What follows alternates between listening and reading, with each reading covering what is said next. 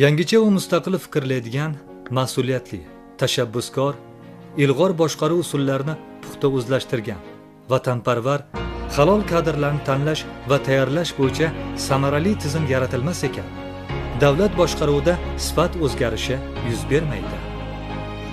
O'zbekiston Respublikasi Prezidenti Shavkat Mirziyoyev istiqlol yillarida mamlakatimizda sog'lom va barkamol avlodni tarbiyalash, yoshlarning intellektual salohiyatini ro'yobga chiqarish, yigit-qizlarimizni 21-asr talablariga to'liq javob beradigan, har tomonlama rivojlangan shaxslar etib voyaga yetkazish borasida keng ko'lamli ishlar amalga oshirilmoqda. Shu sababli istiqlol yillarida fan va ta'lim sohasini, kadrlar tayyorlash tizimini takomillashtirishga qaratilgan mohiyatga ko'ra keng ko'lamli ishlar amalga oshirildi. Qilingan ishlar samarasi o'laroq mamlakatimizda zamon talablariga javob beradigan, o'ziga xos xususiyatga ega milliy fan, ta'lim va kadrlar tayyorlash tizimi shakllandi hamda bugungi kunda rivojlanib bormoqda. Bu borada O'zbekiston Respublikasining birinchi prezidenti Islom Karimov tashabbusi bilan mustaqillikning dastlabki yillaridan tashkil etilgan Ichki ishlar vazirligi akademiyasi ichki ishlar organlari uchun malakali mutaxassislar tayyorlovchi yetakchi o'quv yurtiga aylangan. Mamlakatimizda aholining tinch va farovon hayot kechirishini ta'minlash, jinoyatchilik va boshqa huquqbuzarliklarga qarshi kurashish, jamoat tartibini saqlashda ichki ishlar organlari faoliyati samaradorligini tubdan oshirish, sohani malakali kadrlar bilan ta'minlashning ilg'or mexanizmlarini joriy etishga alohida e'tibor qaratilmoqda.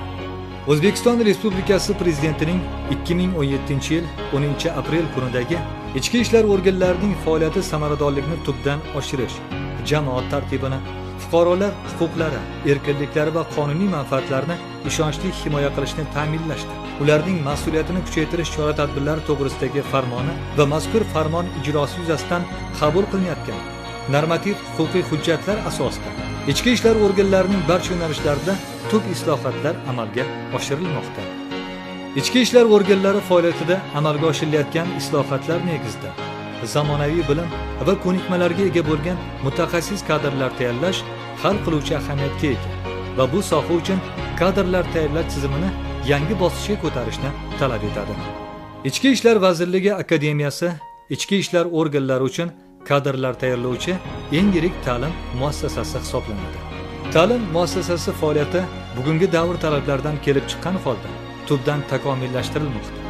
Ta'lim jarayoniga zamonaviy metod va texnologiyalar joriy etilmoqda. Moddiy texnik bazasi yuksalmoqda. Aytib o'tish joizki, O'zbekiston Respublikasi Vazirlar Mahkamasining 1994-yil 2-sentyabrdagi qaroriga muvofiq tashkil etilgan O'zbekiston Respublikasi Ichki ishlar vazirligi akademiyasida mustaqillik yillarida mazkur ta'lim muassasasida 11 ming nafardan ortiq oliy yuridik ma'lumotli mutaxassis, oliy akademik kurslarda 700 dan ortiq rahbar kadr tayyorlandi. Malaka oshirish fakultetida ichki ishlar organlarining 31 mingdan ziyod xodimlari qayta tayyorlash va malaka oshirishdan o'tdilar. Darhaqiqat, ushbu ilm maskanida tinglovchilarning zamon talablari darajasida bilim olishlari uchun jahon andozalariga mos keluvchi o'quv va moddiy texnik baza yaratilgan. Bugun akademiya ilmiy pedagogik salohiyatni tashkil etayotgan 31 nafar fan doktori, 52 nafar fan nomzodi, jumladan 16 nafar professor va 50 nafar dotsent o'zlarining mazmunli darslari hamda mustaqillik yillarida tayyorlab nashr ettirgan 2500 dan ortiq turli ilmiy va o'quv adabiyotlar, jumladan 150 dan ortiq darsliklar bilan tinglovchilar bilimi va kasbiy mahoratini shakllantirishga salmoqli hissa qo'shib kelmoqda. Akademiyada kriminalistik tadqiqotlarni o'rganish markazi, pedagogik mahorat maktabi, kriminalistik poligon, ichki ishlar organlarining namunali tayanch punkti o'quv markazi hamda inson huquqlari bo'yicha resurs markazi, tergov faoliyati mutaxassisligi, o'quv metodik xonasi tashkil etilgan bo'lib, ular tinglovchilarni o'qitishda, ta'lim jarayoniga zamonaviy innovatsion pedagogik va axborot texnologiyalarini tatbiq etishga xizmat qilmoqda. Tinglovchilarning kitobxonlik saviyalarini oshirishga katta e'tibor qaratiladi. Akademiya boy axborot resurs markaziga ega. Markaz umumiy, maxsus va badiiy adabiyotlardan iborat 3 ta seksiyaga ajratilgan. Shuningdek, axborot resurs markazida elektron kutubxona ham mavjud bo'lib, u tinglovchi va kursantlarga 13 mingga yaqin turli adabiyotlar, O'zbekiston Respublikasining barcha qonun va qonun osti normativ huquqiy hujjatlardan foydalanish imkonini beradi. Ushbu markazda foydalanuvchilar Ziyonet axborot ta'lim portali, Lexus.uz O'zbekiston Respublikasi qonun hujjatlari ma'lumotlari milliy bazasidan foydalanish imkoniyatiga egalar. Yana shuni alohida ta'kidlash joizki, Akademiya axborot resurs markazi shu yildan boshlab Alisher Navoiy nomidagi kutubxonaga ulandi. Bu esa Alisher Navoiy nomidagi katta kutubxonada mavjud adabiyotlardan Akademiyaning o'zidan turib foydalanish imkonini bermoqda. O'zbekiston Respublikasi Prezidentining 2017-yil 10-aprel kunidagi ichki ishlar organlarining faoliyati samaradorligini tubdan oshirish, jamoat tartibini, fuqarolar huquqlari, erkinliklari va qonuniy manfaatlarini ishonchli himoya qilishni ta'minlashda ularning mas'uliyatini kuchaytirish chora-tadbirlari to'g'risidagi farmoni va mazkur farmon ijrosi yuzasidan qabul qilinayotgan normativ huquqiy hujjatlar asosida ichki ishlar organlarining barcha yo'nalishlarida tub islohotlar amalga oshirilmoqda. Zero, ichki ishlar organlari faoliyatida amalga oshirilayotgan islohotlar negizida zamonaviy bilim va ko'nikmalarga ega bo'lgan mutaxassis kadrlar tayyorlash tizimini yangi bosqichga ko'tarish hal qiluvchi ahamiyatga ega hisoblanadi. 2017-yilning 29-iyun kuni O'zbekiston Respublikasi Prezidenti Shavkat Mirziyoyevning Ichki ishlar vazirligi akademiyasiga tashrif buyurib, ta'lim-tarbiya jarayonini yanada takomillashtirish borasida bergan topshiriqlari va tavsiyalari akademiya faoliyatini bugungi davr talablaridan kelib chiqqan holda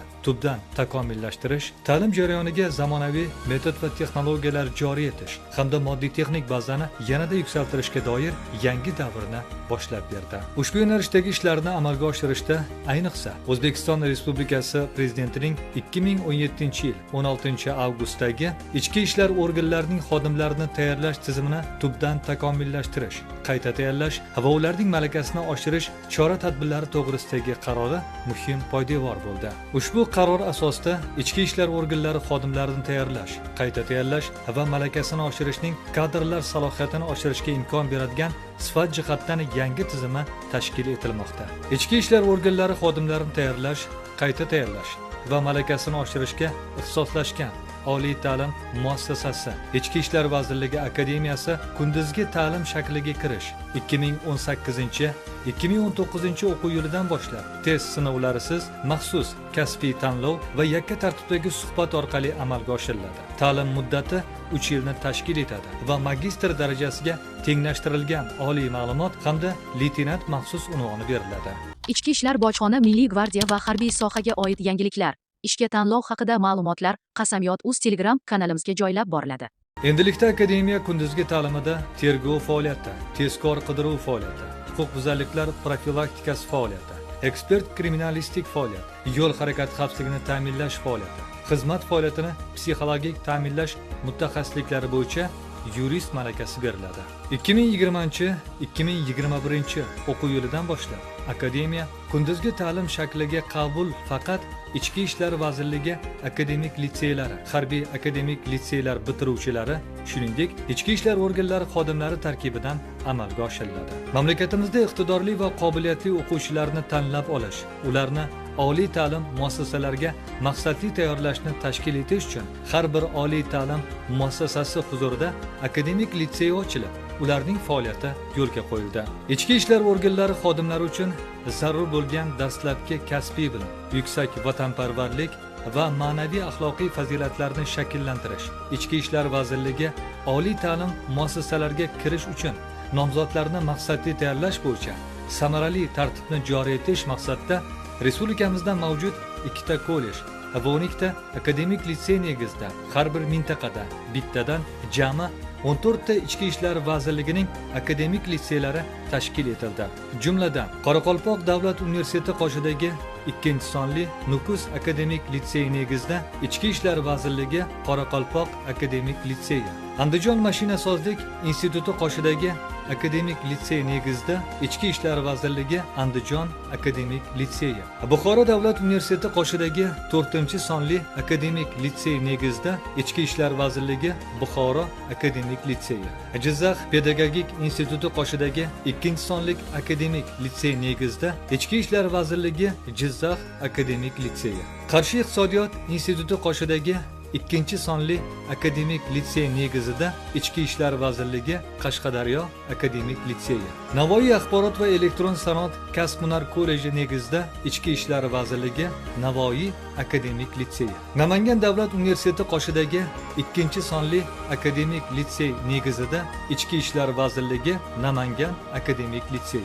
Samarqand davlat xorijiy tillar instituti qoshidagi akademik litsey negizida Ichki ishlar vazirligi Samarqand akademik litseyi, Guliston davlat universiteti qoshidagi 4 sonli akademik litsey negizida Ichki ishlar vazirligi Sirdaryo akademik litseyi, Termiz davlat universiteti qoshidagi 5 sonli Jarqo'rg'on akademik litseyi negizida Ichki ishlar vazirligi Surxondaryo akademik litseyi, O'zbekiston davlat jahon tillari universiteti qoshidagi Uchtepa akademik litseyi negizida Ichki ishlar vazirligi 1 sonli Toshkent akademik litseyi, Baytqo'rg'on xizmatlar sohasi va iqtisodiyot kasb-hunar kolleji negizida Ichki ishlar vazirligi 2 sonli Toshkent akademik litseyi, Farg'ona politexnika instituti qoshidagi 3 sonli akademik litsey negizida Ichki ishlar vazirligi Farg'ona akademik litseyi, Urganch davlat universiteti qoshidagi 3 sonli akademik litsey negizida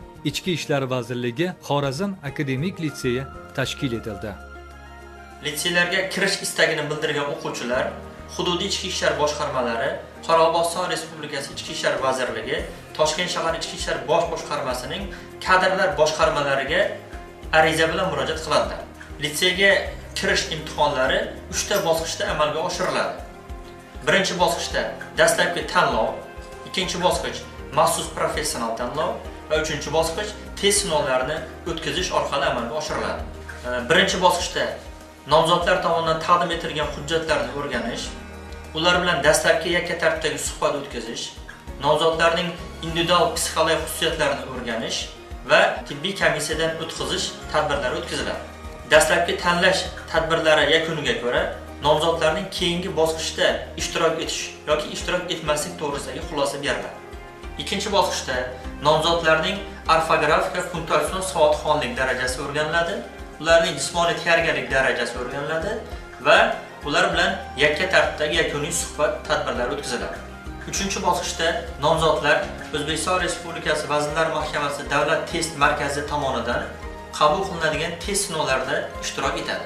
Test sinovlari umumta'lim fanlari bo'yicha Davlat test markazi tomonidan tasdiqlangan fanlar bo'yicha amalga oshiriladi.